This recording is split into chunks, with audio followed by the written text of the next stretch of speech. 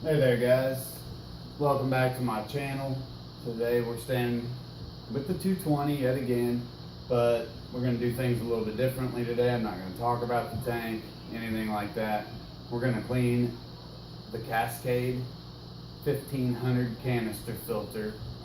So I'm going to do a quick feeding off camera, unhook the filter, take it to the sink, and then I'll be back with you guys. So stick around and we'll get to it.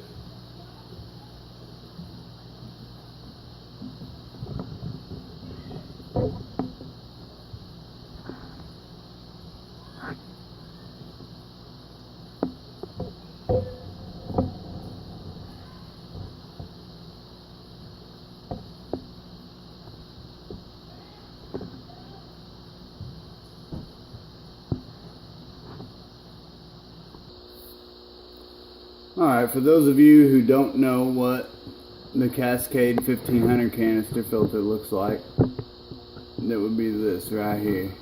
Let me get back to my angle.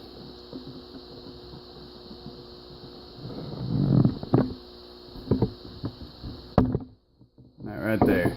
It's the Cascade 1500 made by Penn-plax. Alright, let me disassemble the top and I'll be back. I'm going to try to make this video fairly short, 10 minutes or so.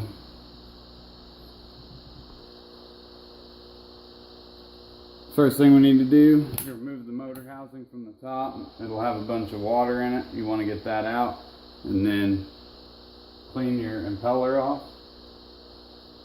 Get all the gunk off of it. Make sure there's no hair in it or anything like that.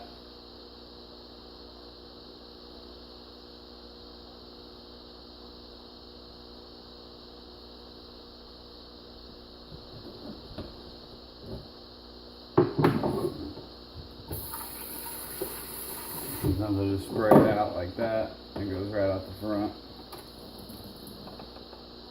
Okay.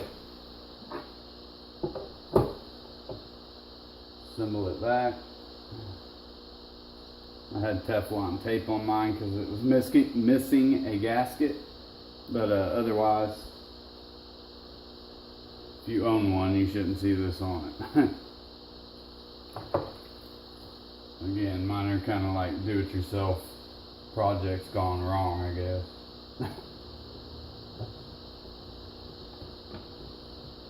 Alright, let's set the motor housing aside, which is this bad boy. You really want to check out your gasket, which is right up in there. You want to make sure there's no snails and stuff like that up in there. I'll just take a towel or a sponge or something of that nature and kind of clean it out. That's pretty much it. I'll wipe stuff off just a little bit.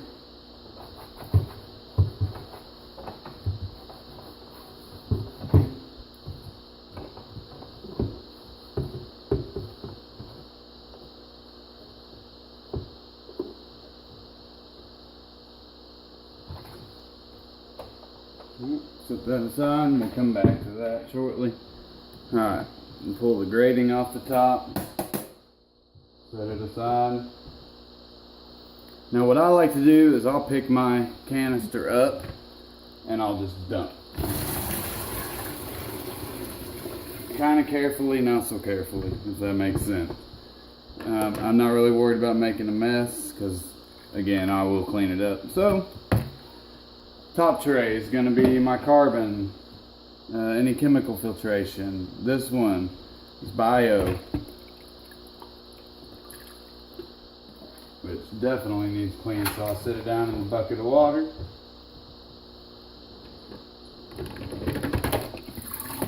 Same with that. Set it down in there. This is going to be pretty disgusting because, again, this hasn't been cleaned since it was running on the 125 for the catfish, and we moved it to the 220 You can go check back a few videos to see how we did all that. Anyways, to take the rest of this, I just dump it in my bucket. That way I can use it. And it's, yeah, it's pretty gross.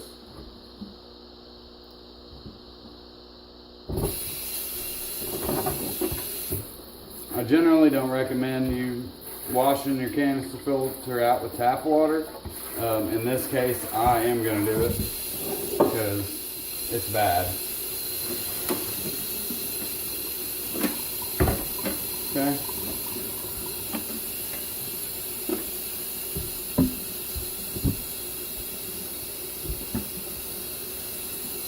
That's all we have to do there. I'll just kind of wipe it out a little bit. Again, your seal relies on this right here. Sets on that, so you want to make sure there's no rocks or debris or anything from the inside of your canister on it.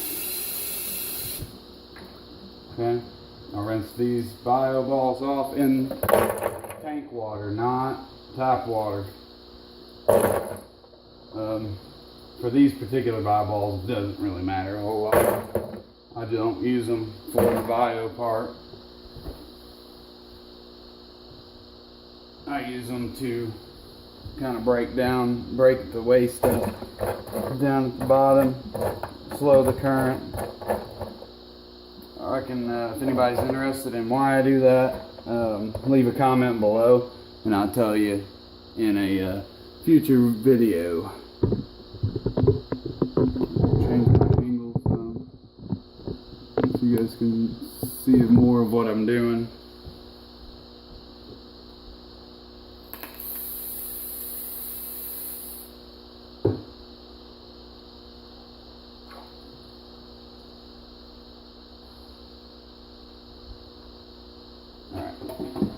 Chemical and that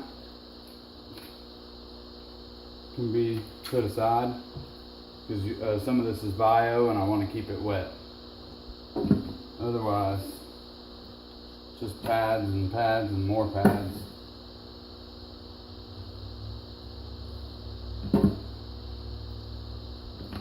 So we're going to pull the bottom one. This is the bottom. I'm going to pull it apart first.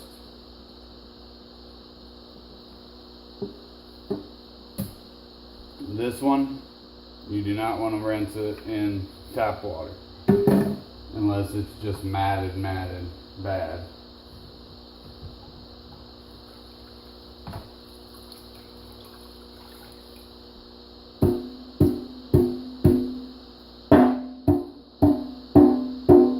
Which ours isn't too bad.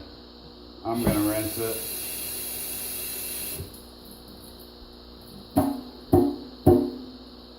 Just a little bit, because it's disgusting. Just the main pad, that's it. Now we'll rinse this out. I'm not really worried about the bio. This filter is to clean the waste and stuff. It's not really a very important part because I have the sump and that's my main source of filtration. But nevertheless. This is probably done for. These work. I like them a lot.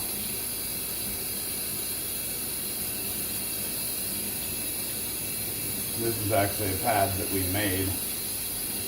This coarse filter floss. It helps remove nitrates, or used to.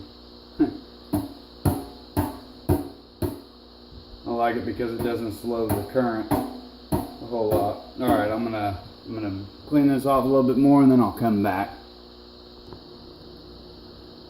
Alright guys, we made it a little further. I have that one, the bottom pad, mechanical filtering pad down in there, so I'm gonna remove this gross one, rinse this one, and then we'll come back and I'll show you putting in the clean one. Now that I got my things organized a little better. Alright, now that we got this rinsed out, I'm going to add this pad back, a new one, not back, but you know what I mean. Put a new polishing pad back in it.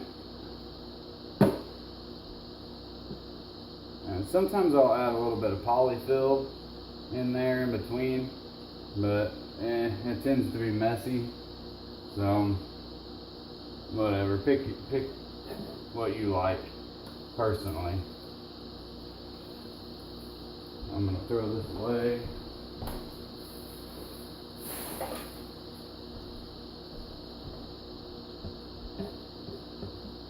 I do have some filtration room in there, but I have those pads to catch an abundance of stuff too. So we're just gonna put this bag in, and we should clean it often anyway, so not, like I said, not a huge deal. Okay, now we work on this one. Okay, alright, I'm going to remove this because I think I need it.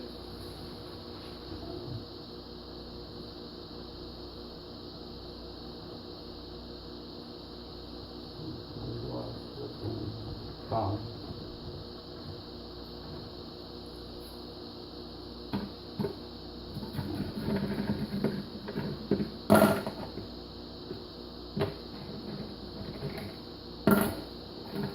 Anyways.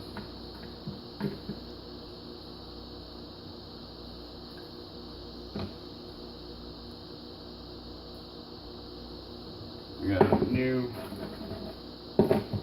clean carbon bag.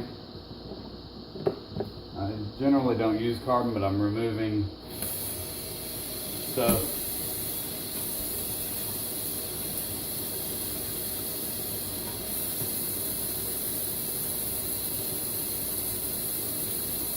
I have a little knot in these. I like the ones that zip closed, but this will work. I'm gonna add some carbon this week, and I'll remove it within the next couple weeks when I do my next water change. Carbon, charcoal, whatever you want to call it, does help remove toxins in the water. It does help remove medications. That happens to be the only real reason I use it, is to remove medications. But you can use it if you like. That's up to you and what your needs are and what your tank needs are.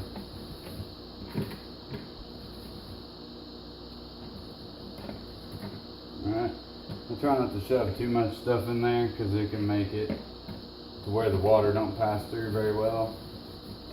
Now I could rinse that other bag, but I'm not going to worry about it right now because we just did, well, never mind. Run a little water through it.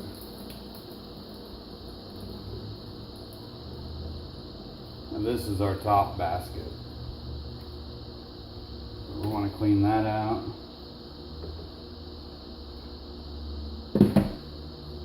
Alright, I'll just pull these out and stack them back in order, and then I'll show you what I do next. Anyways, I use the carbon to remove the toxins like I had stated. Now this is red and black lava rock pieces. They have tons of pores, great for beneficial bacteria, and the rock is inert, so it won't affect your pH or alkalinity levels at all, anything like that. So that's really cool too.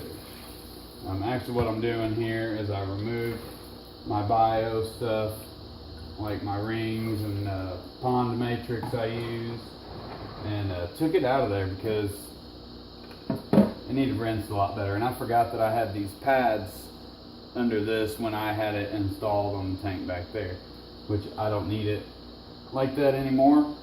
So I went ahead and rinsed all the stuff individually, and then we'll drop it back in there. It doesn't have to be clean, but just to get a lot of the nasty debris and poop and whatever else off of it. Because the more the pores get clogged, the less the bacteria, fresh bacteria, can grow on it. Alright, give me just a little bit. I'll put this back in here and then I'll chime back in a moment. Alright, as you can see, I have this back in there.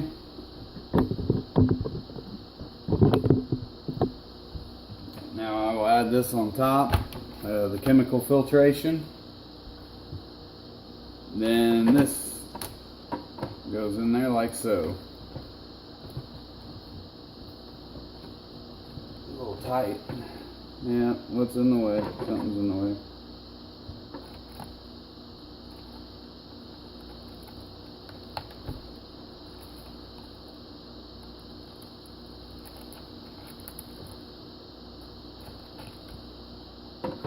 Fix it. Yeah. Okay. Anyway, I do have a bucket of fresh water right here that I just made up. Off camera, I will prime it just a little bit.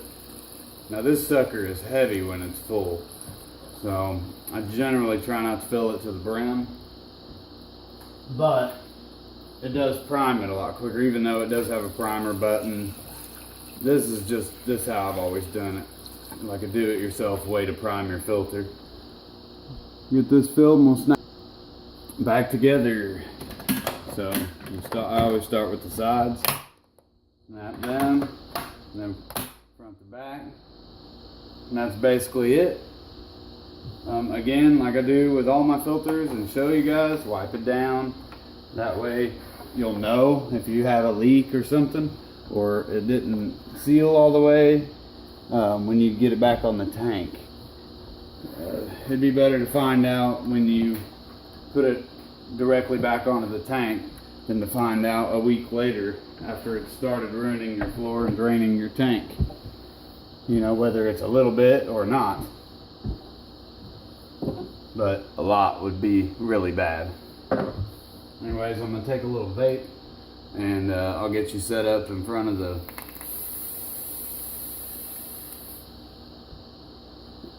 tank and show you me putting the filter back on there. Anyway, stick around guys, and I'll be back with you. Now I have the filter over here. I'm going to get it in place, which it kind of goes in this cubby, so it's hidden. I'm not really going to be able to catch it on video, putting them back together. So I'll get it lined up and get it ready to screw, and then I'll cut out and I'll come back and we'll talk about it a little bit and we'll finish up this video.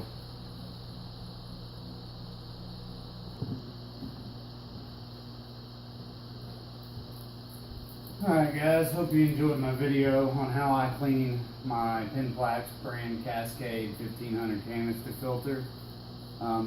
Hope you stop back in for future videos on this tank and many others, projects I do, and tanks I clean on the side for lawyers, doctors, etc. and so on.